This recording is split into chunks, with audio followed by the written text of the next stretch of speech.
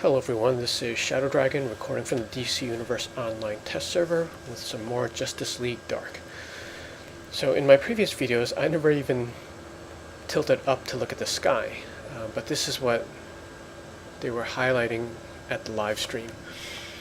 So there's that nice big red moon and there's that tentacled cloud. But other than that, if you're playing like normally, you're not going to see that stuff, and it's just going to look like regular Gotham, but slightly lit differently. Okay, I originally wanted to go over the vendor gear, but it's not appearing for me. I'm not sure if I needed to do something or if it's just simply not there yet. This is actually going up in a few days, but I'm just going to play through the dailies again, and I'll cut out anything that overlaps the previous two videos, which I will link to. So find and destroy demonic spies. Let's take a look. This is the Zatanna mission. So it's called Spies Like Us. I don't believe I've had that one before.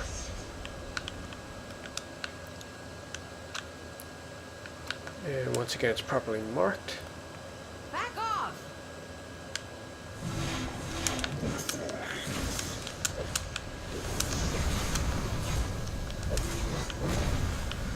So that's similar to like the spy mission in Age of Justice, where you just check out like what look to be allies, and then they just turn to villains, or they just run away like duds.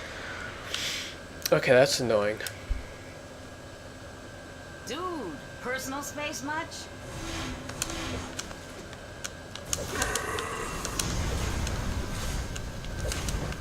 See, I don't like the missions that kind of have like dud nodes, because then it's just wasting time.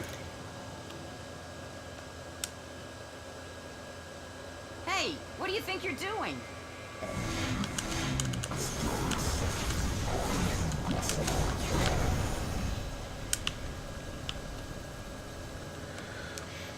So far the missions here have been pretty like efficient. I haven't come across one, except for the weekly. The weekly is the only one I see people getting stuck on.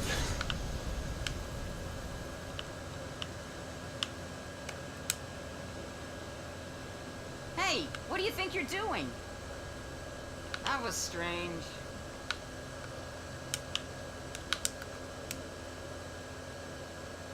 You can't do this to me!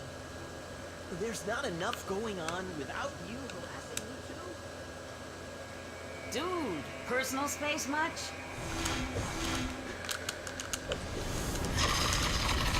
Something's wrong with the targeting. Like you see that the meteor isn't locking onto the enemy. And we're on like flat ground. Find destroy demon spies.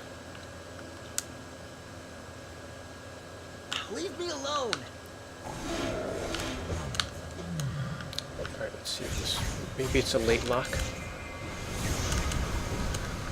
Okay, so the NPC doesn't become targetable until a few seconds after.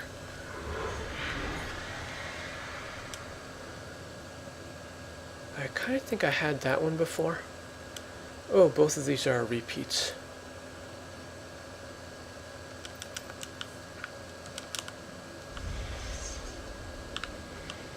Okay, so the next two missions are going to be repeats, but I'm going to go ahead and record this anyway. Yeah, so with this one you want to stay on rooftops. It's harpies and cockatrice. So flying enemy, they're going to appear higher up.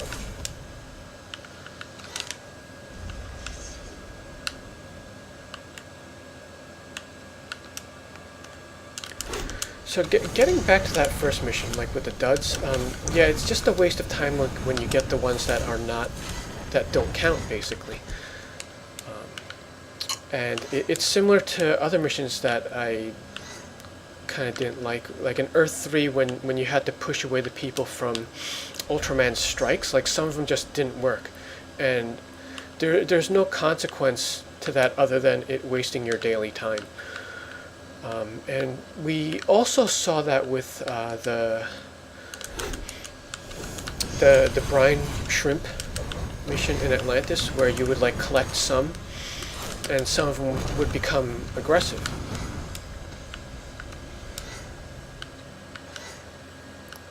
So, oh, there's a weekly.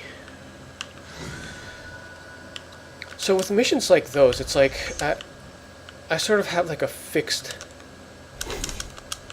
rough fixed time for like when I run dailies, because I run a lot of characters, so I just want to, you know, give each character their time and then get out of there. So when it comes to those like time wasting ones where there are a lot of dud nodes, like when I run across a certain number, I just skip that for the day, basically. So like with the brine shrimp mission in Atlantis, like if I come across 3 in a row that are red, I just skip that mission for the day and come back tomorrow. So I'll probably do that with this one as well. So looking at boss souls. I mean, depending on how fast it is. Like the brine one was annoying because like you would go into combat and then you would be slowed down to pick up the next one.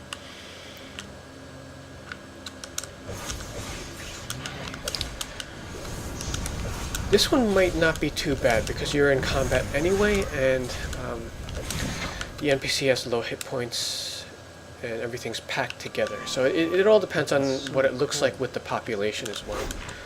Because some of these missions, they just could be harder to do, or just simply because of the spawn rate based on a real population. It was like watching myself from the outside. But I mean, on the test server, these are going really fast. Like, you're the only one out here. But it's going to be really crowded, especially when this first launches.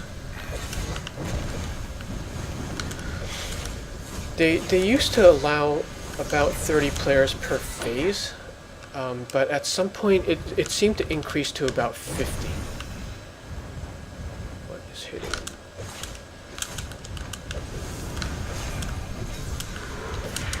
And that's obviously good for the bounties, but it's bad for like some dailies.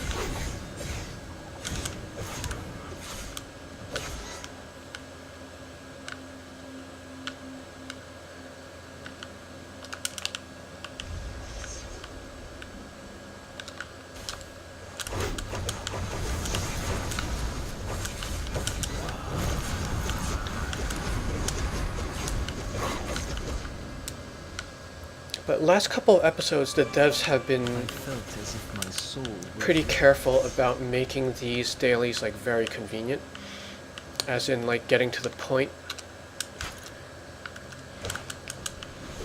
And there aren't any counters that drag on. The last one we probably had that was a bit too long was the Deluge weekly kill counter. But Deluge itself, like daily missions, went by fast. Titans was super fast because there were only 2 of them. And Atlantis, like with practice, it also became pretty fast within the first few days.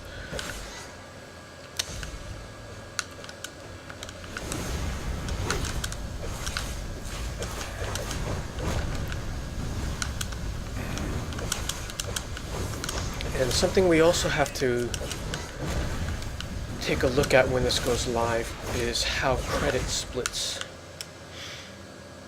Because that's not always consistent across DLCs and missions.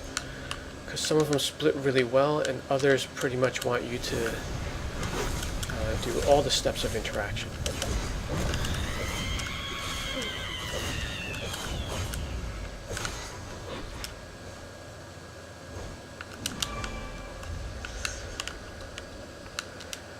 Alright, so now that that's done, I also wanted to take a look at the map.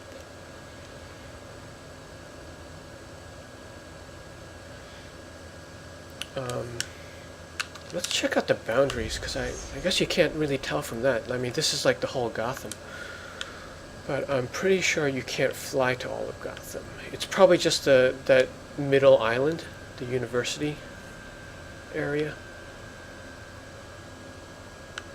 So yeah, we can't go to Arkham Island.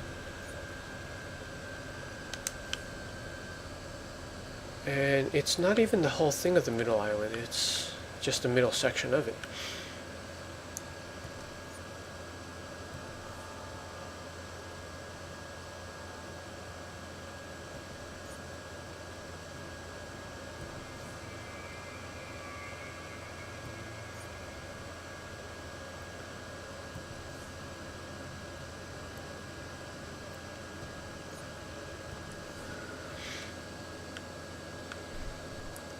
But this section of Gotham, I would say it's maybe a little bit larger than Atlantis, because Atlantis is actually pretty small, it's just that it's got depth.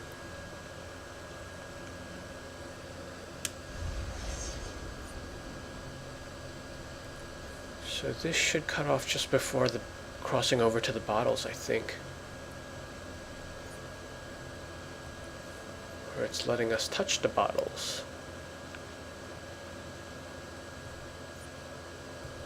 Whoa, is that right?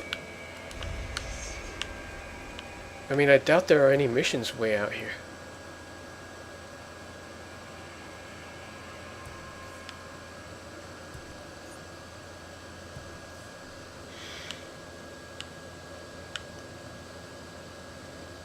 Maybe there's some segment over here. Oh, okay, yeah, there must be a mission out here. They wanted to get that piece of Robinson Park. So it does overlap part of the bottles.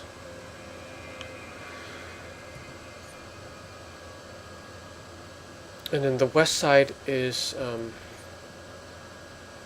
are like the rally points and stuff. Like you can see, this is definitely taking longer than it would to go across Atlantis.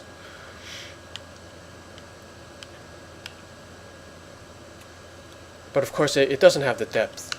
Since you're not underwater, it just has the buildings on the ground.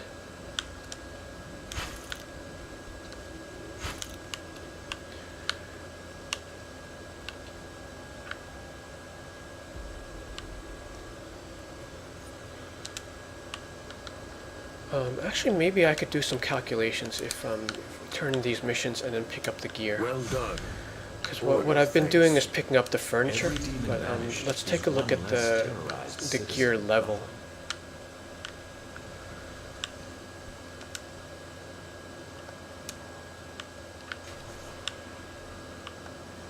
Demons posing as humans certainly doesn't help the situation.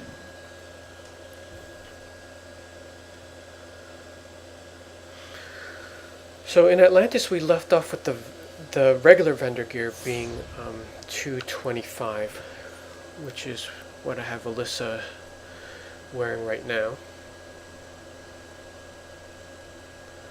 So let's take a look at what one of the drops looks like. Okay, so a green is 229. And let me look this up really quick. So if this follows the same pattern, a green would be 229. And then it goes up by 2 per color, so it would be 231 for blue. 233 for purple. And then 235 would be the vendor.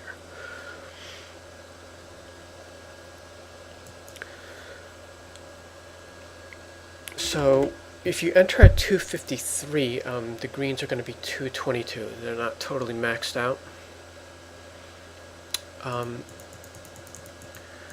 With full regulars, I think you're 262. So the greens would actually max out if you had full vendor gear from the previous episode. I could be wrong about that. It might be 261, in which you would have to go one higher. If you want the purples to max out, okay, so the greens max out at 262. The 262 is the number you want to keep in mind coming out of Atlantis. So in order to get the purples to 233, you just have to be 264. So that's really not that much work. These episodes are pretty compact now, moving from one to the other.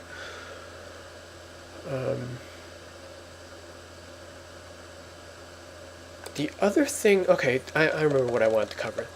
Now, you want to be careful about CR if you're concerned about relevancy, mark relevancy, that is. Because, let's look at the alerts. The alerts are always the most complete look at each tier. Okay, so Silent School, no, not Silent School, we'll look at Titans. Okay, the important thing to note here is Titans ends at 262. So you might want to hold at 262 coming out of Atlantis if you want to keep Titans relevant. Because it'll keep the Titans content giving you marks which in turn translate to, if you didn't finish the rare styles, or in my opinion, more importantly, the catalysts. Because you're obviously going to need catalysts for the new artifacts that come out with Justice League Dark. It's probably more important if you have like a lot of alts, like I do, because that way, like I always need to stock up on catalysts. So mark relevancy is important to me. But if you don't have too many alts, or if you're just a single character player, then you could probably safely jump out of relevancy of Titans. Mark relevancy. Now, it's always worth it to go back and do some of these, especially when they do the doubles weekends, because even though you don't get marks, you will still get DLC currency, which can translate to those extra items that they add in the vendor, and those are tradable, which means you could sell them for a lot in the broker. So even though like some of my characters are out of relevancy of Starro, like whenever they do a bonus, like I'll go and do the short missions there, because those auras still sell.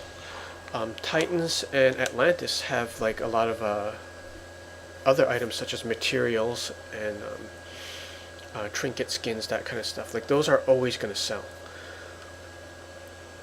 But yeah, things to keep in mind: mark relevancy and the way the new gear scales.